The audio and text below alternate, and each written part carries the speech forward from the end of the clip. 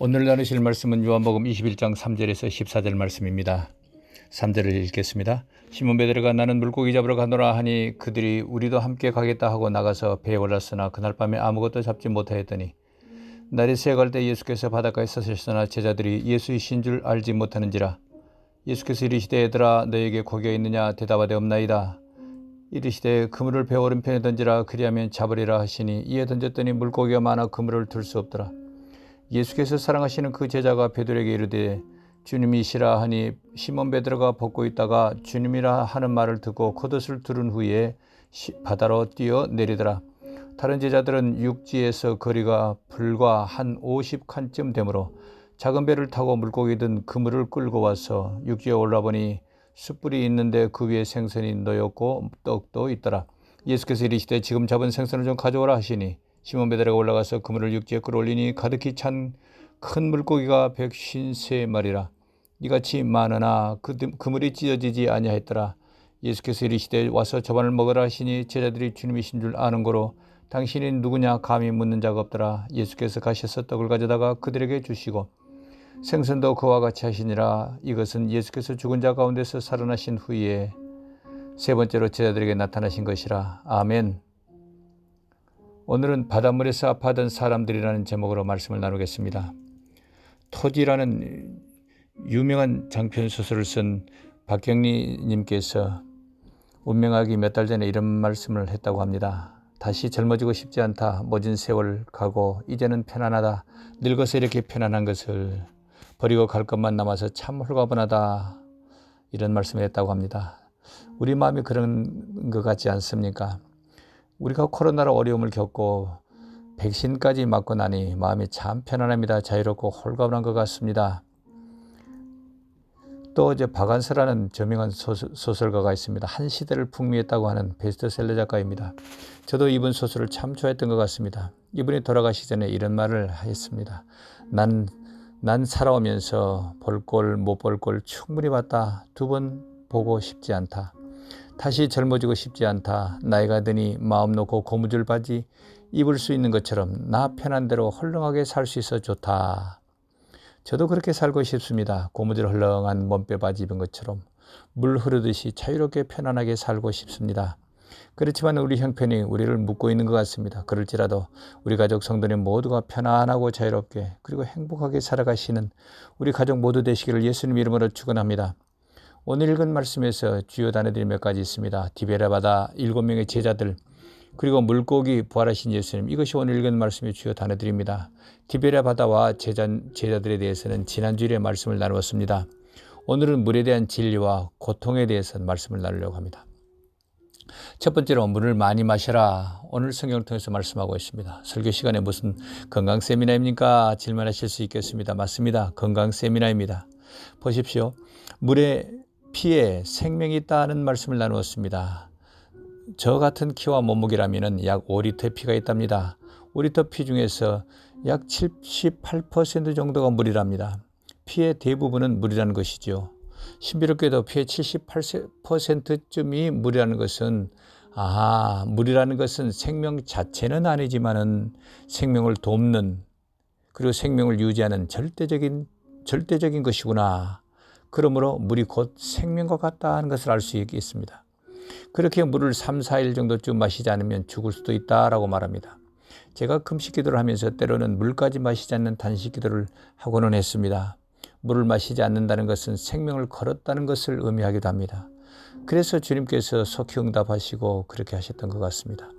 그러나 제가요, 그런 영적인 복은 받았지만은 제 몸에는 후유증이 있는 것 같습니다. 몸의 세포들이 마르고요, 특히 뇌세포들에게는 어떤 후유증이 있다는 것을 요즘 제가 많이 느끼게 됩니다. 제가 성경을 안다고 하면서도 저에게 하나님의 말씀을 적용하지 않아서 그런 일이 있게 된 것 같습니다. 자, 보십시오. 물을 많이 마시라는 것은요, 성경에서 근거한 것입니다. 창세기 1장 20절에 하나님이 이르시되 물들은 생물을 번성하게 하라 말씀하고 있습니다.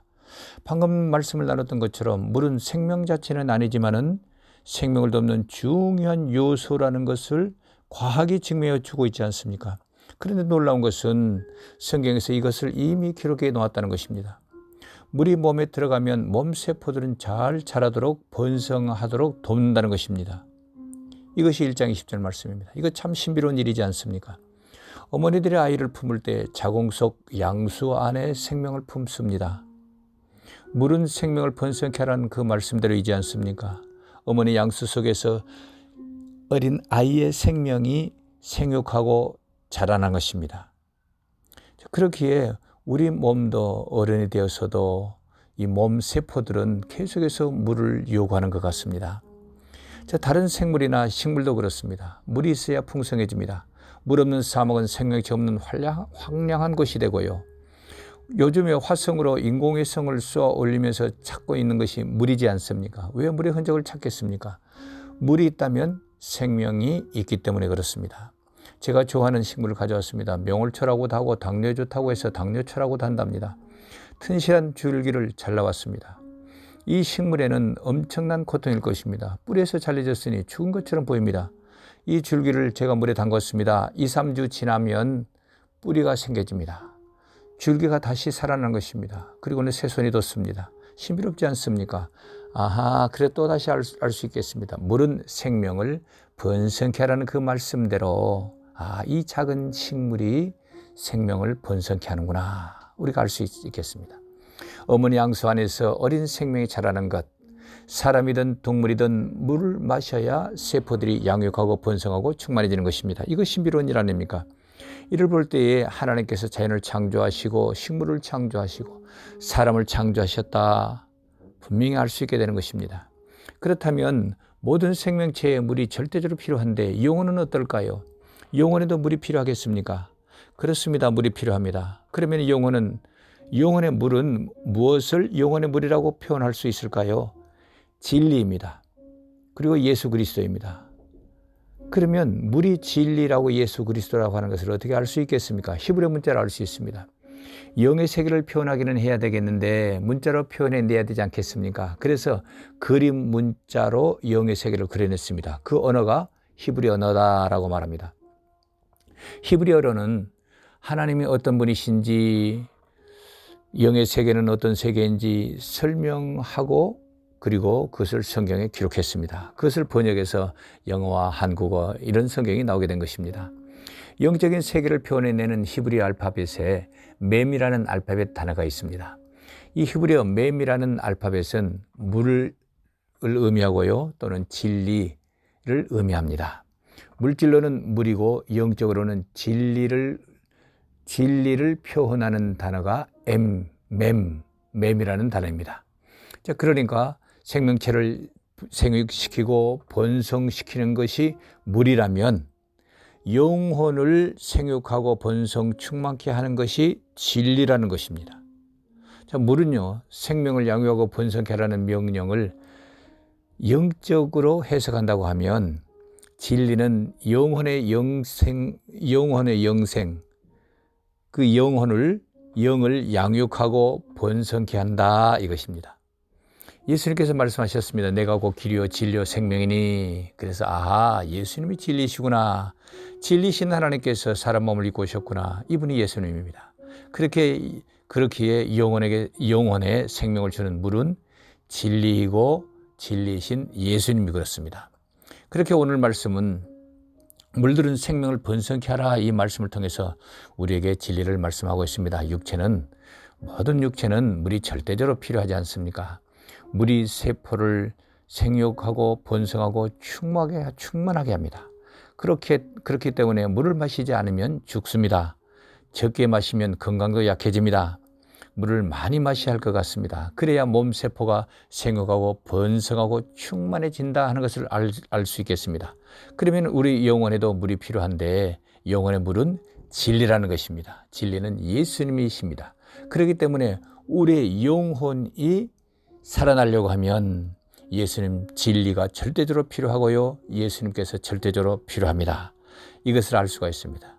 그래야 내 영혼에 생명이 있게 되는 것입니다.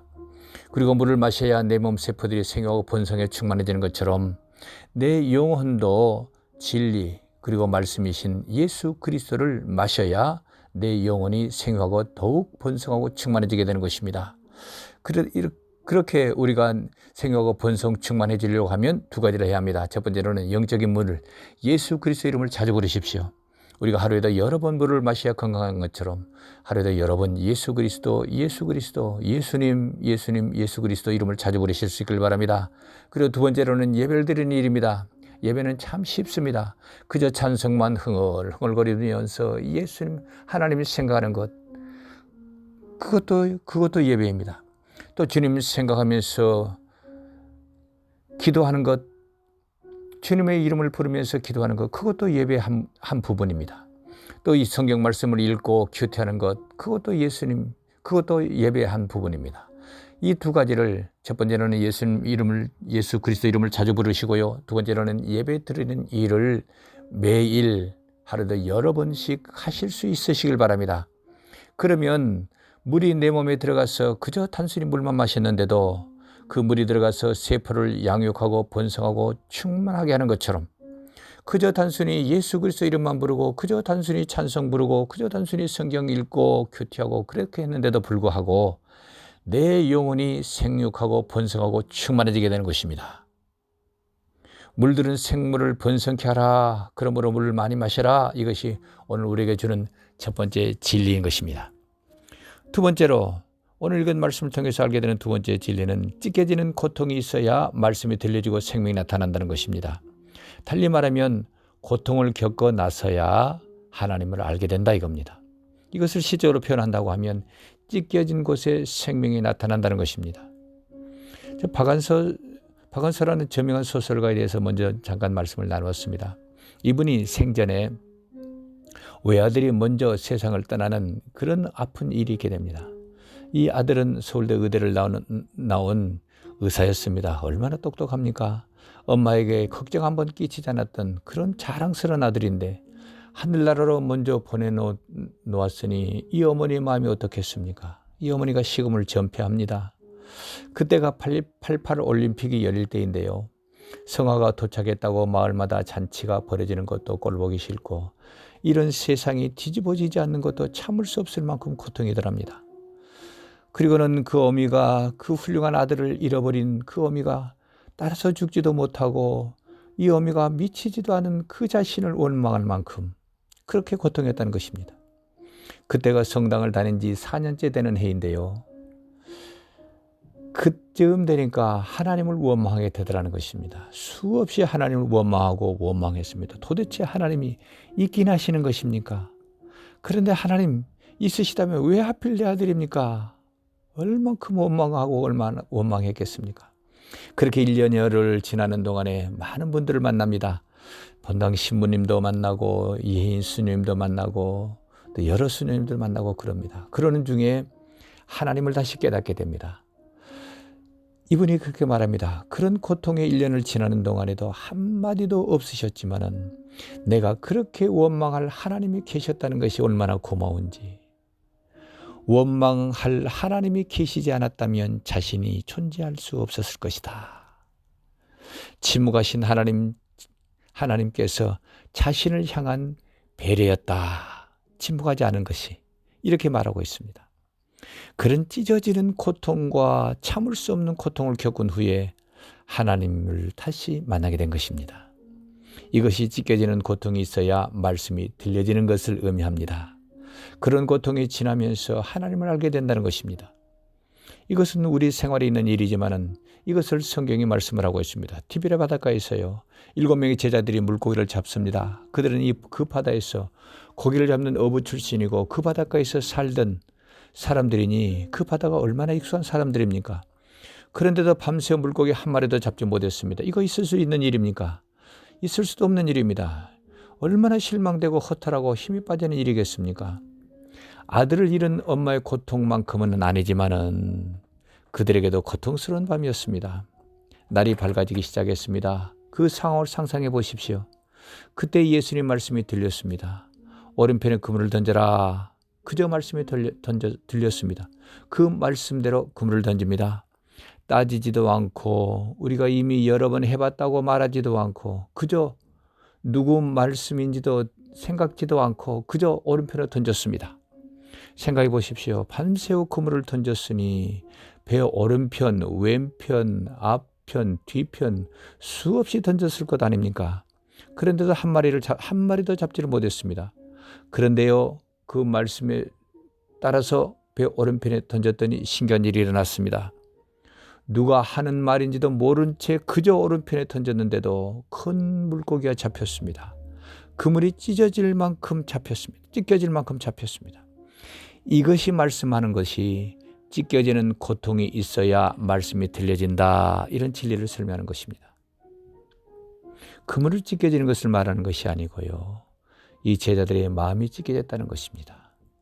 그렇기 때문에 이것을 의미하는 진리라는 것이 그물이 찢겨지지 않았다라고 말씀하는 것을 볼 때에 아하, 이 진리를 설명하고자 하구나 하는 것을 우리가 알게 됩니다.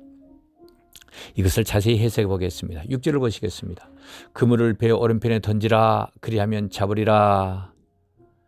예수님께서 말씀하십니다. 오른편은 하나님 권능을 의미합니다. 출애굽기 15장 6절에 말씀합니다. 여호와여 주의 오른손이 권능으로 영광을 나타내시니이다. 오른손이나 오른편은 하나님의 권능을 의미합니다. 하나님의 권능이 나타나는 것은 하나님께서 역사하신 그 영광의 흔적이라는 것입니다. 이 말씀대로 하나님께서 우리를 붙잡고 계십니다. 성경 여러 곳에서 말씀하고 있습니다. 이것을 믿으실 수 있길 바랍니다. 살아가시는 동안에도 이것을 꼭 기억하시면 좋겠습니다. 나를 사랑하시는 하나님께서 나를 강하고 그리고는 강력한 권능으로 붙잡고 계신다. 아멘이십니까? 이것이 믿어지실 수 있기를 바랍니다. 또 예수님께서 말씀하십니다. 그물을 배 오른편에 던지라, 그러면 잡으리라. 이 말씀이 들려졌습니다. 순종하면 하나님 권능을 보게 된다. 믿고 해봐라, 이 말씀입니다. 그렇게 해서 물고기 153마리를 잡았습니다. 물고기는 생명체고 먹는 것입니다. 고통의 밤, 찢겨진 고통이 있은 후에야 말씀이 들려지고 생명이 나타났다는 것입니다. 먹거리가 생겼다는 것입니다. 이것은 찢겨진 고통이 있어야 말씀이 들려진다. 하나님을 알게 된다. 하나님을 알게 되는 생명을 만나게 된다는 진리를 설명하는 것입니다. 자, 그러면 이런 진리를 설명해 주는 것이 구약 성경도 있겠습니까? 그렇습니다. 성경을 시작하자마자 창세기에 기록하고 있습니다. 고통의 밤이 지나야 말씀이 나타난다. 찢겨진 다음에 생명이 나타나는 것은 구약 성경이 여러 군데도 있지만은요, 구약 성경 창세기 1장에서 말씀을 하고 있습니다. 창조하신 둘째 날에 지구를 덮고 있던 물이 찢겨집니다. 찢겨지는 데는 고통이 있지 않습니까? 찢겨진다는 것은 고통을 의미합니다. 물이 위로 올라가고 나머지 물들은 아래 남습니다. 그리고 셋째 날이 되었습니다. 땅이 드러나고 물과 채소, 열매 가진 나무들이 생겨납니다. 생명체들이 나타났던 것입니다. 이런 풀과 채소, 열매들을 먹는 것입니다. 이런 것들은 먹는 것들입니다. 찢겨진 둘째 날에 찢겨진 후에야 3일째야 먹을거리 생명체가 나타났던 것입니다. 이것을 말씀하시는 것은, 이 창조를 통해서 우리에게 말씀하시는 것은 찢겨진 물, 고통당한 물에서 생명이 나타난다. 이 진리를 설명하는 것입니다. 그리고 이 찢겨진 물, 고통당하는 물은 예수님을 의미합니다. 자, 그렇게 물이 찢겨지고 물이 궁창 위로 올라가고 그리고는 땅에 물이 남아있고 그렇게 해서 시대가 흘러갑니다. 노아 시대가 되었습니다.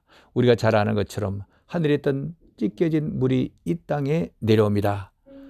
노아의 홍수입니다. 홍수 때 그 홍수로 인하여서 세상 모든 사람이 죽었습니다. 인류에게는 고통의 밤이었습니다. 노아 가족에도 고통의 밤이었습니다. 방주 안에도 창문이 하나밖에 없기 때문에 칠흑 같은 어둠이 있었을 것입니다. 방주 안에서는 살았다 하지만 죽은 것 같았을 것입니다. 밖에서는 사람들 비명소리가 들리고 처음 들어보는 핏소리가 들렸을 것입니다. 자신들이 죽을지도 모른다는 긴장감, 초조감, 두려움이 있었을 것입니다. 홍수기간 내내 그런 고통의 밤이었을 것입니다. 그런 고통의 밤의 날들이 지난 후에 하나님의 말씀이 들려집니다. 그리고 하늘의 무지개를 보여주십니다. 죽음 같은 고통을 이겨내면 말씀이 나타난다. 하나님을 알게 된다. 찢겨져야 생명이 나타난다. 이 진리를 설명하는 것입니다.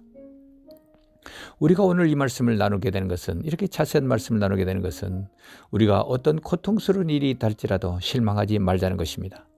오늘 예수님을 만난 베드로와 제자들이 신명이 나서 다시 예루살렘으로 돌아갔던 것처럼 우리도 그렇게 해보자는 것입니다. 코로나 기간 중에는 우리가 얼마나 막막했습니까? 우리가 살아날 수 있겠나? 많은 걱정들을 하지 않았습니까? 실제로는 아프기도 했지 않았습니까? 그런데 그런 고통이 지나고 나니 아하, 하나님께 도우셨구나, 하나님께서 인도하셨구나, 그 진리를 알게 되지 않습니까? 지금 어려운 일이 있으시다고 하면 오늘 말씀을 적용해 보실 수 있기를 바랍니다. 고통스러우실 것입니다. 이 때가 빨리 지나갔으면 좋겠다 생각하실 것입니다. 그렇게 되실 수 있기를 바랍니다. 그러나 오늘 말씀을 생각하시면서요, 조금 더 인내하실 수 있기를 바랍니다. 조금 더 견뎌내실 수 있기를 바랍니다. 하나님께서 우리의 삶에 역사하실 것입니다. 권능이 나타나셔서 일들이 풀어지기 시작할 것입니다. 기적 같은 일들이 나타날 것입니다. 오늘 말씀으로 위로를 받으실 수 있기를 바랍니다. 이제 말씀을 마치랍니다. 좀 어려운 말씀이 된 것 같습니다. 그렇지만 오늘 말씀을 통해서 큰 위로를 받으실 수 있기를 바랍니다. 오늘 말씀을 두 가지 말씀을 나눴습니다. 첫 번째로는 물을 많이 마셔라. 물을 마셔라. 자주 마셔라. 그래야 산다. 우리 몸은 물을 마셔야 삽니다. 그렇다고 하면 영적인 물은 무엇이겠습니까? 진리입니다. 곧 예수님을 믿어야 산다는 것입니다. 그리고 두 가지 말씀을 나눴습니다. 첫 번째로는 매일 자주 예수님 이름을 부르자. 두 번째로는 매일 자주 예배드리자. 그러면 물을 자주 마시면 몸 세포들이 생육, 번성, 충만해지고 건강해지는 것처럼 내 영혼도 생육하고 번성하고 충만해집니다. 건강해지는 것입니다. 우리 모두 그렇게 이번 한 주간을 살아가실 수 있기를 바랍니다. 두 번째로는 찢겨지는 고통이 있어야 말씀이 들려진다는 것입니다. 아, 내가 이런 고통을 겪는 것은 하나님을 알게 하시려고 이런 일이 있구나. 하나님을 경험케 하려고 이런 일이 있구나. 조금만 참자, 조금만 견디자. 주님을 떠나지 마실 수 있기를 바랍니다. 그러면 주님이 곧 주님께서 나타나실 것입니다. 믿고 기다리시는 우리 모두 되실 수 있기를 바랍니다. 우리 모두 오늘 말씀대로 이번 한 주간 살아가시기를 예수님 이름으로 축원합니다. 그렇게 하실 때에 주님께서 우리의 영혼을 생육하고 번성하고 충만케 하실 것입니다. 그렇게 되시기를 예수님 이름으로 축원합니다. 기도하시겠습니다.